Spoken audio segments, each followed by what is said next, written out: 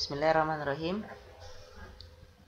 Kesempatan kali ini kita akan melakukan pemecahan masalah biimplikasi ya.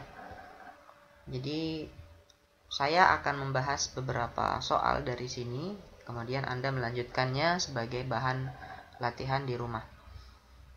Biimplikasi seperti yang sudah kita bahas di materi sebelumnya merupakan implikasi dua arah ya yang dihubungkan dengan konjungsi.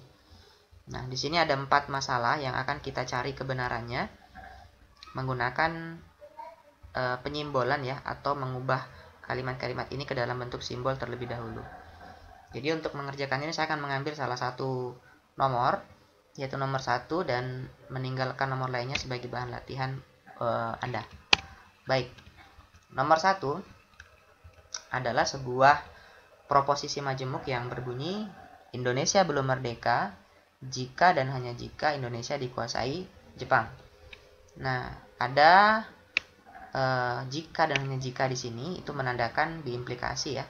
Nah, oleh karena itu kita harus menggunakan strategi untuk memecahkan masalah ini menggunakan tabel ya. Tabelnya seperti apa ya? Tabelnya bisa dilihat. Nah, kita pindah di sini. Tabel ini berguna untuk memudahkan kita memisah-misah masalah ya, supaya masalahnya tidak semrawut dan kita bisa bekerja dengan mudah gitu.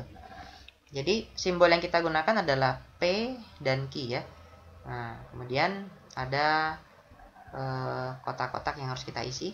Yang pertama, untuk tabel yang pertama yang saya bold ini adalah kita harus mengisi di sini dulu ya. Jadi kita misalkan pernyataan P itu adalah Indonesia belum merdeka ya. Nah, kita pindahkan di sebelah sini. Dan tentu nilai kebenaran pernyataan ini tentu saja salah. Sebab sekarang Indonesia sudah merdeka ya. Kemudian pernyataan Q-nya adalah pernyataan lanjutan yang ada di belakang yang berbunyi Indonesia dikuasai oleh Jepang. Nah, tentu pernyataan ini juga bernilai salah. Sebab sekarang Indonesia tidak dikuasai oleh Jepang. Nah, jika dua hal ini kita implikasikan, maka akan berbunyi, jika Indonesia belum merdeka, ya, maka Indonesia dikuasai oleh Jepang. Apakah ini bernilai benar? Saya ulang, jika Indonesia belum merdeka, maka Indonesia akan dikuasai oleh Jepang. Maka tentu saja kita setuju dengan kebenaran kalimat ini, atau kebenaran pernyataan ini. Sehingga saya berikan huruf B di sana. Artinya bernilai benar. Nah, kita juga bisa mencocokkan dengan tabel implikasi ya. Jika S implikasi S, maka kesimpulannya atau konklusinya yaitu benar. Nah, sekarang kita masuk pada tabel 2. Tabel 2 ini adalah tabel balikan dari tabel 1 ya. Kita tinggal menukar posisi proposisinya, yang Q di depan dan yang P di belakang. Jadi bukan lagi P implikasi Q, tetapi Q implikasi P. Dan nilai kebenarannya juga sama ya. Masing-masing kebenarannya juga salah. Nah, sehingga dua hal yang salah jika diimplikasikan bernilai salah. Bernilai benar maksud saya. Nah, seperti itu. Nah, proposisi ini berbunyi, jika Q maka P, maka Indonesia dikuasai Jepang berimplikasi pada Indonesia belum merdeka. Tentu kita setuju dengan hal ini. Artinya kalau memang masih dikuasai Jepang, berarti kita belum merdeka. Maka konklusi atau kesimpulan dari Q implikasi P adalah benar. Sekarang pada tabel yang kedua, Anda harus mengisikan kesimpulan dari setiap tabel ya. Nah, yang pertama, P implikasi Q kalimatnya adalah jika Indonesia. Ya, kita sekarang menggunakan kalimat dulu. Kita tuliskan saja, jika Indonesia belum merdeka, maka, nah, kita tinggal copy aja, Indonesia dikuasai Jepang. Nah, ini kalimat proposisi yang P maka Q. Nah, sekarang kita balik, jika Indonesia belum merdeka, maksud saya jika Indonesia dikuasai Jepang, maka Indonesia belum merdeka. Nah, seperti itu. Ini bunyi kalimatnya. Sekarang kita tentukan simbolnya. Simbolnya adalah sudah ada di atas. Jika P maka Q, nilai kebenarannya tentu benar ya. Kita peroleh benar dari tabel yang pertama ini. Kemudian di sini juga tentu benar ya, karena dari tabel yang kedua. Jadi dua hal ya yang jika dikonjungsikan, hati-hati di sini ada operator konjungsi yang artinya menggandengkan dua hal yang sama-sama benar. Kesimpulannya adalah tentu saja bernilai benar. Sebab Indonesia belum merdeka bisa menjadi syarat cukup bagi Indonesia dikuasai Jepang. Dan sebaliknya, Indonesia dikuasai Jepang bisa menjadi syarat cukup untuk menunjukkan bahwa Indonesia belum merdeka. Jadi pada tabel juga kelihatan jika dua-duanya bernilai benar maka hasil implikasinya juga benar ya. Nah, sebab kita menggunakan konjungsi di sini ya. Dan benar maka kesimpulannya benar. Ya, itulah contoh bagaimana saya membahas soal logika yang menggunakan operator biimplikasi. Nah, sekarang kita lanjutkan ke soal berikutnya. Saya lanjutkan di soal nomor 2. Proposisi majemuknya berbunyi, kubus memiliki volume jika dan hanya jika kubus berbentuk bangun ruang. Ya, penyelesaiannya sama seperti dengan yang sudah saya contohkan tadi ya, dengan menggunakan 3 tabel ini ya. Jadi kita akan memindah masing-masing proposisi tunggalnya dulu ke isian tabel, memisalkannya sebagai P dan sebagai Q ya. Ini.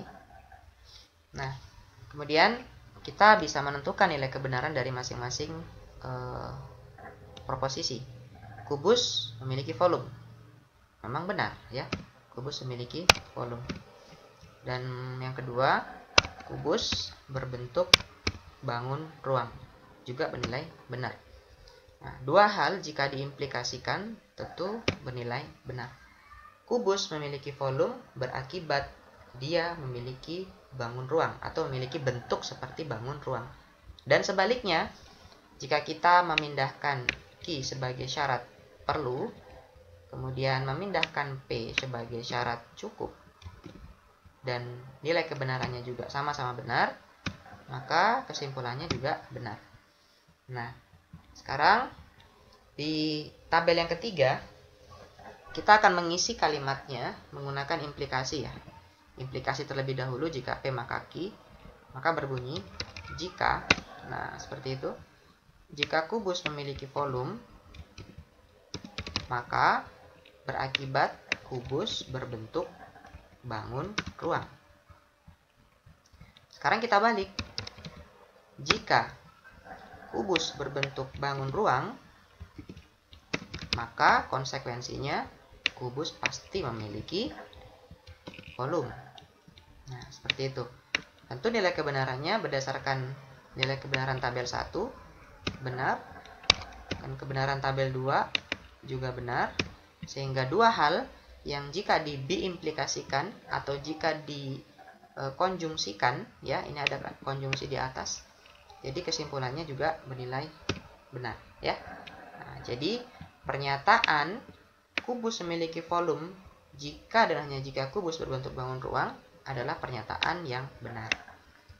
Setelah tadi kita membahas 2 buah nomor tentang pemecahan masalah biimplikasi. Jadi pada kesimpulannya, untuk menyelesaikan soal biimplikasi, Anda harus menggunakan tabel bantuan sehingga Anda bisa mengisinya pelan-pelan sesuai dengan aturan yang sudah saya tulis di atas. Kemudian tabel ini juga memudahkan Anda untuk menalar kesimpulan dari setiap implikasi yang terbentuk ya. Seperti itu. Kemudian di tabel kedua juga berlaku hal yang sama, dan di tabel ketiga disitulah implikasinya digabungkan dengan implikasi yang satunya dan dikonjungsikan, maksud saya ya, dikonjungsikan Sehingga itulah biimplikasi yang dicari nilai kebenarannya. Nah, di tabel, maksud saya di nomor yang kedua juga berlaku hal demikian ya, sama. Nah, di sini Anda harus melihat nilai-nilai kebenaran setiap premis, yaitu setiap pernyataan. Nah, oleh karena itu, mengingat tabel kebenaran, konjungsi, dan implikasi sangat mendukung atau sangat menunjang keterampilan Anda ketika menyelesaikan soal biimplikasi. Nah, untuk melatih keterampilan Anda, bisa dilihat nomor 3, 4, dan 5 ya. Anda bisa mencoba mengerjakan soal ini dengan cara yang sudah saya ajarkan. Dan ini saya anggap sebagai latihan ya. Nah, sebagai latihan yang harus dituntaskan pada hari ini. Namun hati-hati, yang harus diperhatikan adalah Anda harus lebih jeli melihat kebenaran setiap pernyataan. Sebagai contoh, 10 habis dibagi 5 ya. Apakah ini benar atau salah? Nah, 2 bilangan prima. Apakah ini benar atau salah? Nah, itu yang harus Anda perdalam lagi dengan banyak membaca hal-hal yang berbau dengan bilangan, kemudian dengan hal-hal yang berbau tentang matematika secara umum. Seperti contoh, lingkaran tidak memiliki diameter. Tentu Anda harus tahu diameter itu apa. Itulah gunanya untuk membaca terlebih dahulu ya. Kemudian lingkaran memiliki keliling. Yang mana itu keliling ya? Nah, jadi kalau menentukan kebenarannya tidak asal-asalan ya, harus didukung oleh pengetahuan awal yang benar. Dan seterusnya nomor 5 juga demikian. Setelah Anda menentukan nilai kebenaran dari masing-masing proposisi tunggal, barulah Anda bisa masuk ke dalam tabel sekaligus menentukan nilai kebenaran dari proposisi itu. Terima kasih untuk hari ini. Semangat untuk latihan, semoga hasilnya memuaskan. Oke, assalamualaikum warahmatullahi wabarakatuh.